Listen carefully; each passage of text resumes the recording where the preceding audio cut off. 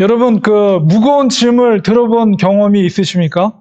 예, 다 있으실 거예요. 예, 저도 얼마 전에, 얼마 전 아니고 한 달 전쯤에 우리 이승욱 선교사님이 저희 집에서 하룻밤 주무시고, 토요일 날 주무시고 이제 저희 교회 왔을 때, 이제 화장실, 저희 안방 화장실이 손잡이가 고장이 났어요. 그래서 잘못 누르면 물이 계속 새는 거예요. 그래서 이제 그게 염려가 돼서 이제 안방을 비워드리려고 이제 혹시라도 이제 선교사님이 사용하시다가 문제가 생길까봐 이거를 고쳐야 되겠다 생각을 하고 손잡이를 이제 그 교체하려고 그랬더니 이게 다 연결이 돼 있어가지고 본체를 나사를 다 풀러서 이게 분리를 해야 되더라고요. 근데 저희가 그 아파트에서 10년 넘게 살았거든요. 근데 10년 전에 왔을 때도 그 변기가 이렇게 오래된 거였는데 10년 넘게 썼으니 나사가 다 녹이 슬어가지고 이게 꽉 조여서 풀리질 않는 거예요. 결국 그냥 낑낑 대다가 결국 깨먹었습니다. 깨먹고 이제 할 수 없이 그 토일릿 전체를 다 이제 바꿀 수밖에 없는 상황이 돼가지고 혼자서 이제 홈디포 가서 새 토일릿을 사다가 이제 뭐 카트가 있어서 차에 옮겨 신고 밴에다 싣고 이제 문제는 뭐냐면 저희 아파트 주차장에 와서 저희 집이 2층이거든요. 근데 그게 한 80파운드예요. 그러니까 굉장히 무겁잖아요. 그래서 혼자서 들기에는 불가능한 무게였는데 때마침 그때 우리 둘째 한슬이가 이제 학교에서 픽업해가지고 왔어요. 근데 또 그날 또 친구가 놀러 왔어요. 근데 친구가 덩치가 크더라고요. 그래서 그 친구와 한슬이와 제 셋이서 그걸 낑낑 들고서는 이제 2층으로 올라가서 드디어 이제 안방 화장실에서 이제 오픈해가지고 그걸 교체하려고 딱 봤더니 이게 웬일입니까? 이 본체가 이 바닥이 이게 깨진 거였어요. 그러니까 이제 보니까 박스에 이렇게 데미지가 입은 자극이 있더라고요. 그러니까 애초부터 그걸 확인하고 샀어야 되는데 이게 밑에 있는 거를 위에 있는 게 무거워서 밑에 있는 걸 뺐는데 그게 아마 데미지를 입은 거를 제가 가져온 것 같아요. 그래서 그걸 또 다시 포장해가지고 다시 낑낑 매고 차에다 싣고 홈디포로 가가지고 교체하고 다른 거로 사서 또 가져오는데 이제 그 다음에는 이제 꾀가 생겨가지고 이거를 들고 가지 말고 주차장에서 아예 박스를 다 오픈해가지고 이게 하나씩 하나씩 들고 옮기니까 이제 제가 혼자서 옮길 수 있었어요. 그래서 그런 해프닝이 있었습니다. 근데 여러분, 우리가 짊어져야 될 짐이라는 것이 물론 이게 물리적인 이런 것도 있지만 사실 오늘 본문 속에 생각해 보면 이 토일릿이 문제가 아니죠. 사실 우리가 짊어져야 될 짐, 특별히 남자분들은 가장을 지키기 위해서 감당해야 될 그 가장의 어깨에 짊어진 짐이라는 거는 정말 이 토일릿과는 비교도 안 되는 거죠. 그리고 우리 가장의 어머니들은 자녀들을 돌보고 케어하기 위해서 가정에서 모든 일들을 해야 될 그 무거운 짐, 그것도 역시 토일릿과는 비교할 수 없는 무거운 짐입니다. 이렇게 무거운 짐을 지고 있는 사람들에게 있어서 오늘 주님의 말씀은 얼마나 큰 위로가 되는지 모릅니다. 수고하고 무거운 짐진 자들아 다 내게로 오라. 내가 너희를 쉬게 하리라. 이 말씀 자체가 얼마나 귀한 은혜가 되는지 모릅니다. 과연 주님께서 이렇게 우리를 부르시고 초청하고 계시는데 과연 이 의미가 무엇일까? 그리고 또 말씀을 이어서 보면 29절에 주님께서 주의 멍에를 메라 이런 말씀하시거든요. 그때 도대체 이 의미는 무엇일까? 오늘 이 마태복음의 본문을 통해서 그 주님의 멍에를 짓는 것 그리고 주님께서 우리에게 초청하는 의미 이런 의미를 우리가 깨닫고 그 은혜를 나누는 시간을 가지려고 합니다. 이 사복음서 중에서도 이 마태복음은 특별히 다른 복음서와 다르게 다른 특징이 한 가지가 있는데 그건 뭐냐면 독자가 유대인들이에요. 그러니까 마가, 그 다음에 누가, 요한복음 이런 거는 독자가 물론 유대인도 포함되지만 대부분이 헬라인들, 이방인들을 대상으로 했다면 이 마태복음은 독자층이 유대인들, 히브리인들을 대상으로 하고 있습니다. 그리고 그 마태복음에 나타난 예수님의 이미지는 유대인의 왕의 이미지로 그려지고 있어요. 그리고 이제 유대인들이 독자층이다 보니까 다른 복음서에 비해서 마태복음에는 구약의 말씀이 많이 인용이 되어 있습니다. 그래서 마태의 관점은 구약 말씀을 많이 인용하는 이유는 바로 구약에 예언된 말씀에 성취된 메시아가 예수 그리스도라는 것을 증명하기 위해서 구약의 말씀을 많이 인용하고 있어요. 마태복음에. 그리고 또 독특한 특징은 뭐냐면 마태복음 처음 읽어보면 족보로 시작해요. 이 족보로 시작하는 이유도 역시 물론 아브라함부터 시작되지만 중요한 거는 다윗입니다. 다윗이 왕이죠, 왕. 이스라엘의 가장 위대한 왕. 바로 그 다윗의 혈통 가운데 예수님의 족보를 올려놓는 것은 바로 예수님이야말로 다윗의 후손으로서 예수님의 메시아됨을 이제 족보를 통해서 나타내고 있다라고 이렇게 우리가 이해할 수가 있어요. 자, 그래서 오늘 11장 28절에 있는 수고하고 무거운 짐진 자들아 다 내게로 오라 내가 너희를 쉬게 하리라. 이 말씀 속에는 바로 왕적인 권위가 담겨져 있는 거예요. 왕만이 할 수 있는 초청이에요. 누구든지 나한테 오면, 왕에게로 오면 내가 너희에게 레스트, 쉼을 줄 수 있다. 바로 이 초청을 하고 있는 것입니다. 그리고 예수님께서 이렇게 말할 수 있는 이유와 근거가 오늘 28절에서 읽었지만 27절에 보면 뭐라고 되어 있냐면 내 아버지께서 모든 것을 내게 주셨으니 아버지 외에는 아들을 아는 자가 없고 아들과 또 아들의 소원대로 계시를 받는 자 외에는 아버지를 아는 자가 없느니라 하고 그 다음에 수고하고 무거운 짐 진다. 이렇게 연결이 됩니다. 그래서 우리가 27절을 먼저 이해할 때 내 아버지께서 모든 것을 내게 주셨다. 내 아버지 하나님이죠. 하나님께서 나에게 모든 것을 주셨다. 그래서 하나님의 능력과 영광이 바로 아들인 예수 그리스도에게 맡겨졌다는 것을 먼저 예수님께서 말씀하고 계십니다. 바로 이것이 예수님의 메시아 되는 근거가 되는 것이죠. 또한 아버지 외에는 아들을 아는 자가 없다. 이 말씀 속에서는 예수님이 누구인가? 아들을 아는 자가 아버지밖에 없다는 것은 아들의 정체를 지금 이 시점에선 마태복음 11장에 있는 시점에서는 예수님의 메시아됨, 예수님의 그리스도 되심을 아는 자가 아버지밖에 없다. 그래서 예수 그리스도야말로 왕적인 권위를 가진 분이심을 바로 하나님께서 알고 계시고 그것을 인정하고 있다. 아직까지 제자들은 예수님의 신분을 알지 못해요. 그리고 아들의 소원대로 계시를 받은 자, 이것은 바로 택함 받은 백성인데 그 택함 받은 백성만이 아버지를 안다. 아버지를 아는 자가 이 택한 백성 100개는 없다. 이 말씀은 바로 이건 뭐냐면 예수님의 중보자로서의 역할, 예수님이 예수님의 중보자의 역할을 또한 의미한다고 볼 수가 있습니다. 그래서 이 앞서 28절 앞서 있는 27절에서 바로 하나님 아버지와 아들의 관계를 말하고 있어요. 그것은 바로 삼위일체의 근거가 되는 트리니티, 삼위일체, 성부, 성자, 성령은 동일한 하나님이다. 거기서 성부와 성자의 동일함을 증명하는 말씀이 바로 28절이라고 우리가 알 수가 있는 것입니다. 그래서 그 속에서 아버지의 능력과 아버지의 영광이 아들의 능력과 그 영광이 동일하다는 것을 증거하고 있습니다. 그러므로 예수 그리스도에게 왕적인 권위가 있다는 것을 말하고 있는 거죠. 그래서 수고하고 무거운 짐진 자들아 다 내게로 오라. 이 초청은 바로 왕의 권세로서 모든 자들을 초청하고 있다. 이렇게 볼 수가 있는 것입니다.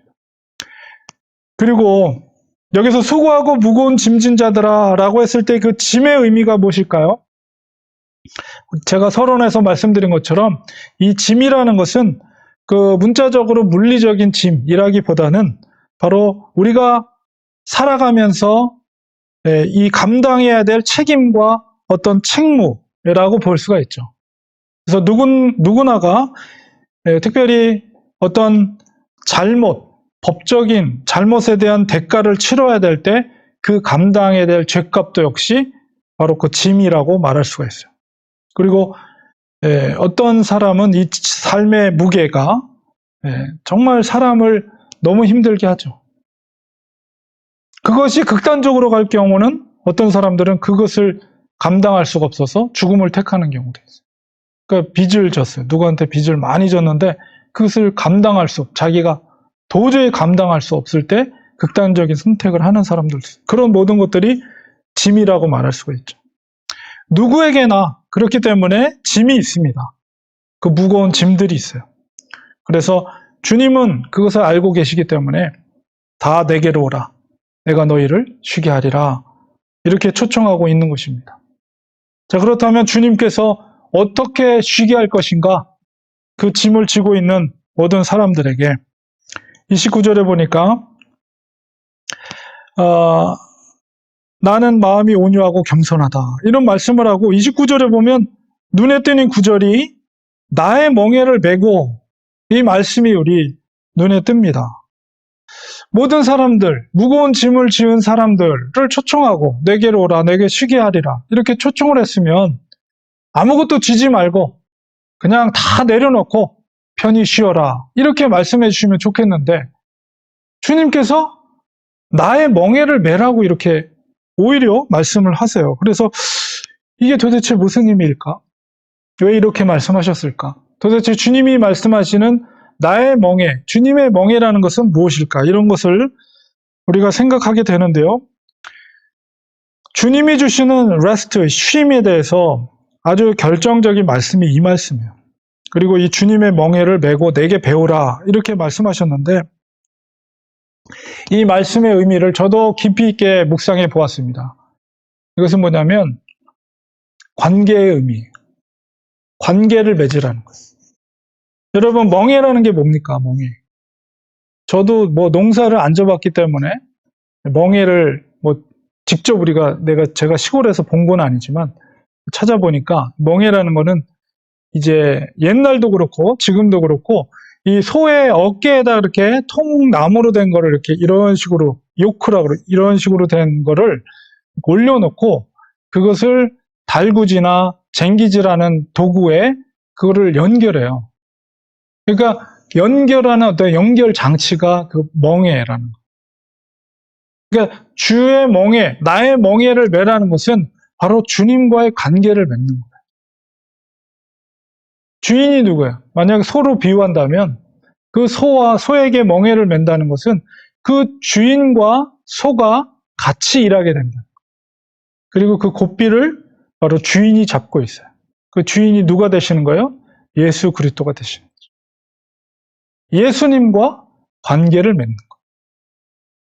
그리고 그 소는 주인의 소유가 되는 거죠. 주님과 나의 관계를 맺는 것. 바로 그것이 주의 멍에를 메는 것입니다. 그게 결코 짐이 아니에요. 그런 관점에서 우리가 이해를 할 때 주님은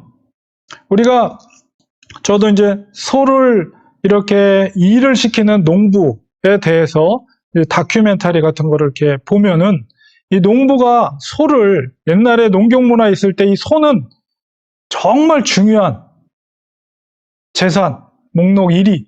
그러면서도 소를 얼마나 그 농부가 아끼는지 모릅니다. 추우면 추울세라, 더우면 더울세라, 비가 오면은 지붕에 또 새진 않는가, 소가 비를 맞진 않는가. 항상 농부는 이 소를 돌보죠.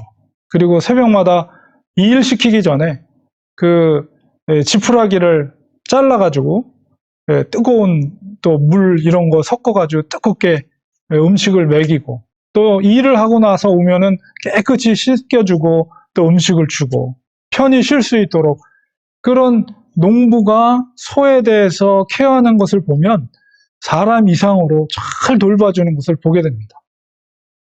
바로 주인과 그런 농부와 주인의 관계, 소와의 관계 속에서 주님은 뭐라 그럽니까? 나는 마음이 온유하고 겸손하다. 비록 소라 할지라도 내 마음이 온유하기 때문에, 내 마음이 겸손하기 때문에, 결코 그냥 짐승처럼 다루지 않는다는 거예요. 겸손함으로 그 소를 다뤄준다는 거예요. 온유함으로, 그리고 내가 낮아진 자세에서 소를 돌보아 준다는 거예요. 섬기겠다는 거예요. 바로 그 관계를 연결해 주는 것이 멍에입니다. 그래서 주님은 나의 멍에를 메고 내게 배우라. 관계를 맺고 주님을 더 깊이 있게.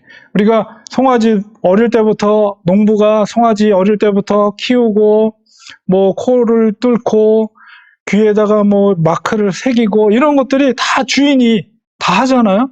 정말 사랑하는 마음으로 마지막 죽을 때까지 그 소를 돌봐요. 그러면서 주인을 알아가는 거죠. 그렇게 깊이 있는 유대관계를 가진 농부와 소는 짐승 이상의 의미를 갖고 있고, 소도 주인의 마음을 알아요. 그래서 고삐를 틀지 않아도 주인이 무엇을 하기를 원하는지 서로의 마음이 연결이 돼요. 같이 배우면 배워가는 거죠. 서로를. 농부가 소를 배워가고 소가 주인의 마음을 알아요.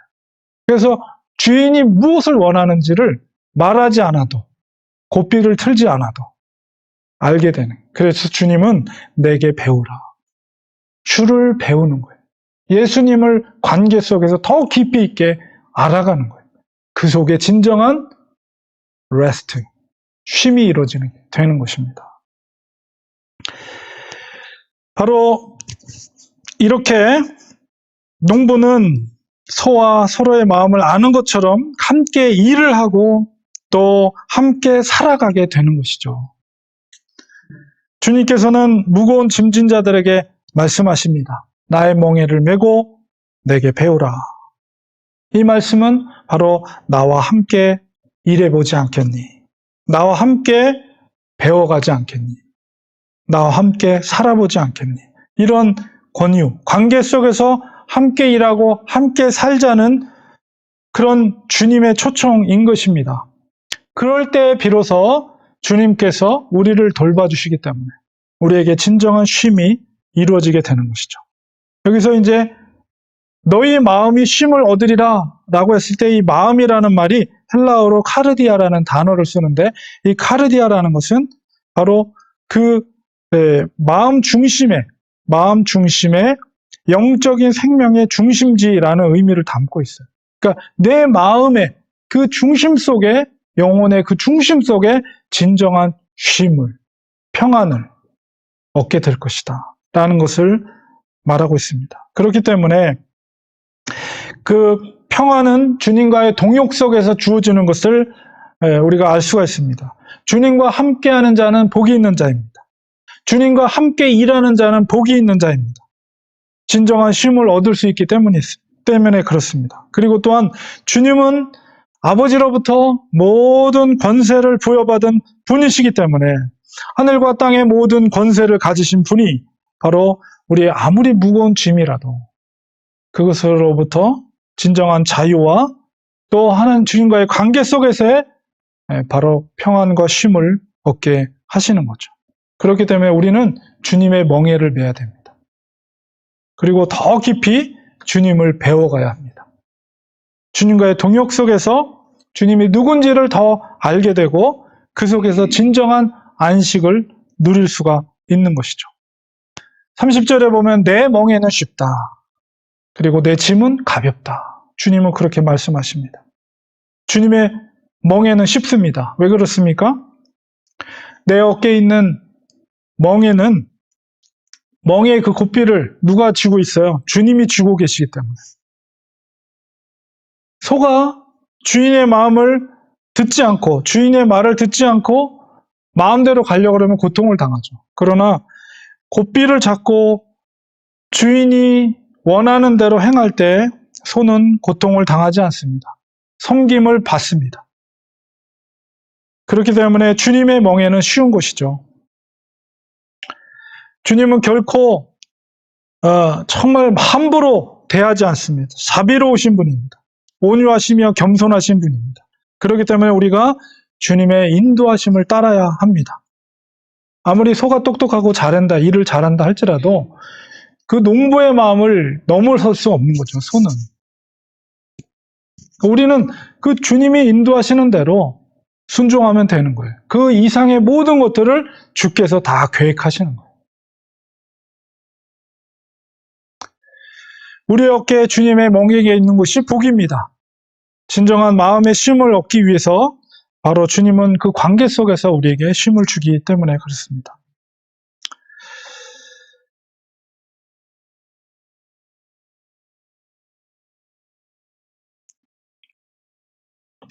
우리가 그 짐의 의미를 우리가 생각해 볼 때 28절과 30절에 짐진자들아, 물론 동사형으로 써였고 30절에는 짐이라는 명사로 써있지만 동일한 헬라어 단어를 쓰고 있어요.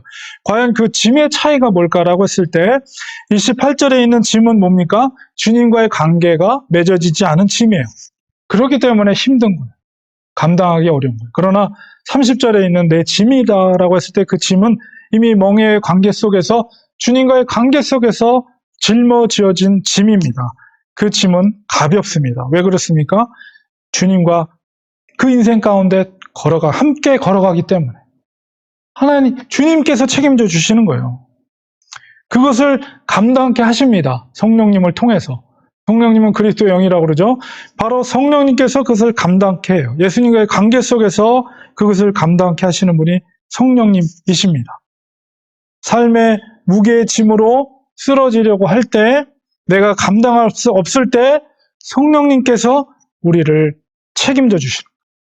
우리가 기도할 수 없을 때에도 말할 수 없는 탄식으로 우리를 위해서 기도하시고 우리에게 능력을 주시는 분이 바로, 그리고 아버지께 기도하는 분이 성령님이십니다. 그리고 다시 일어설 수 있도록 성령님께서 능력을 주세요.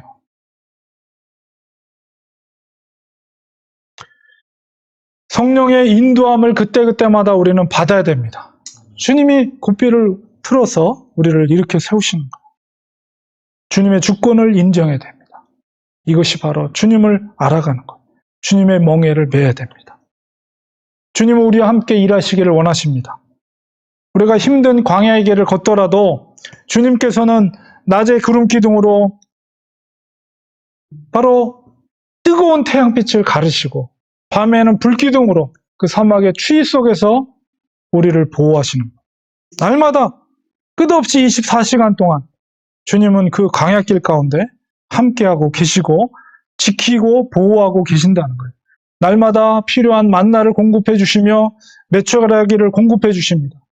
그들이 불평하지만 그의 40년 동안의 광야길 가운데 돌이켜보면 하나님의 돌보심이 아니었다면 그들은 하루라도 살 수 없는 삶을 살았다는 것을 고백할 수밖에 없어요. 우리들도 역시 마찬가지입니다.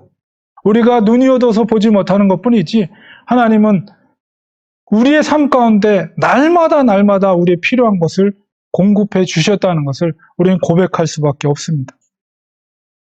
우리가 광야길을 걷더라도 주님의 멍에가 우리 가운데 있다면 그것은 쉽고 주님의 짐은 가볍습니다. 주님과의 관계 속에서 우리는 진정한 쉼을 누릴 수가 있는 것입니다. 우리가 쉼을 누리기 위한 중요한 포인트가 또 하나 있는데 11장 28절에 보면 내게로 오라 라는 말씀이에요. 무거운 짐을 지고 우리가 어디로 가야 됩니까? 홀리데이로 가면 안 돼요. 우린 주님께로 가야 됩니다. 세상적인 방법으로 우리가 쉼을 얻으려고 하면 안 된다는 거예요. 누구에게 가야 됩니까? 내게로 오라. 우리는 주님께로 향해야 됩니다. 12년 동안 혈류병을 앓았던 그 여인도, 그리고 중풍병이 걸렸던 사람의 내 친구들이 향했던 곳이 뭐예요? 지붕을 뚫고 주님께로 간 거예요. 주님을 만날 때, 의원에게로 간 게 아니라 주님께로 간 거죠. 주님을 만날 때 그들의 문제가 해결됩니다. 우리들도 마찬가지. 여러 가지 무거운 삶의 짐들이 있습니다. 정말 감당하기 어려운 그런 짐들이 있습니다. 여러분, 주님께로 나아가시기 바랍니다. 주님은 우리들의 수고와 또한 그 무거운 짐을 아세요. 주님은 하늘의 권세로 우리의 그 무거운 짐으로부터 우리에게 자유롭게 하시고 진정한 쉼을 얻게 하실 줄 믿습니다. 주님은 온유와 겸손함으로 우리를 섬기기를 원하십니다. 말씀을 믿고 우리가 주님께로 가야 됩니다. 결론을 말씀드립니다. 마태복음의 저자인 이 마태는 누구보다도 무거운 짐을 짊어지고 살던 사람이었어요. 왜 그렇습니까? 그는 세리였어요. 세리는 그 당시에 죄인의 대명사였습니다. 그가 감당해야 될 그 죄인의 그 죄의 짐 얼마나 고통스럽겠어요. 사람들로부터 같은 동포로부터 손가락질을 당하는 그 인생이야말로 감당하기 어려운 짐을 짊어지고 있었습니다. 바로 주님은 그런 마태를 찾아가셨고 그를 부르셨습니다. 그리고 진정한 쉼을 얻게 된 거예요. 오늘 읽은 11장 28절에 수고하고 무거운 짐진 자들아 다 내게로 오라 내가 너희를 쉬게 하리라. 주님의 말씀이기도 하지만 이게 바로 마태의 고백이기도 합니다. 자기가 만난 마태가 만난 예수님 그분이야말로 나의 무거운 짐을 자유케 하신 구원의 주인이심을 고백하는 신앙의 고백이기도 한 것이죠. 마태 신앙의 간증이 담겨있는 고백입니다. 바로 우리가 이 마태복음을 통해서 유대인들에게 예수님을 전하고 있는 거죠. 자기가 만난 예수님을 전하고 있는 거예요. 우리도 주님을 통해서 진정한 평안, 영혼의 쉼을 얻었다면 그 평안의 마음을 마태처럼 전하기를 축원드립니다. 주위에 무거운 짐을 지고 있는 얼마나 많은 고통스러워하는 사람들이 있습니까? 이 말씀을 전하시기 바랍니다. 그리고 주님과 동행하는 삶을 통해서 깨달아진 진정한 평안, 주님과의 관계, 그 속에서 은혜, 그것을 간증하고 전할 때 바로 이것이 또한 주님의 멍에를 매는 거예요. 좋은 소식은 사람들에게 기쁨이 됩니다. 간절히 갈 길을 찾는 자들에게 마태처럼 그들에게 이것은 좋은 소식은 등불이 되는 것이죠. 마태가 복음서를 써서 이 말씀을 전했듯이 우리 사랑하는 성도님들도 매일의 삶 가운데 동행하시는 주님, 그 주님을 의지하고 또 그 주님으로부터 받은 기쁨을 나누는 우리 성도님들 되시기를 간절히 축원드립니다. 기도하겠습니다. 하나님, 주께서 우리에게 부르십니다. 수고하고 무거운 짐진 자들아 다 내게로 오라 내가 쉬게 하리라. 우리는 각자가 다 무거운 짐을 짊어지고 살아갑니다. 때로는 정말 다른 사람에게 말할 수 없는 그 짐의 무게로 힘겹고 넘어지고 쓰러지고 싶을 때가 많이 있습니다. 하나님, 그럴 때마다 주님의 부르심과 초청에 음성에 귀 기울이게 하시고 성령님을 의지하여서 성령님의 공급해 주시는 능력을 의지해서 주께서 주시는 진정한 레스트, 쉼을 얻을 수 있는 우리가 되게 하시고 하루하루 주님만을 의지하며 주님과의 깊이 있는 교제 가운데 우리가 항상 감사의 고백, 평강의 누림, 그것을 우리가 깨닫고 감사하는 우리의 삶이 되게 은혜를 베풀어 주시옵소서. 예수님의 이름으로 기도합니다. 아멘.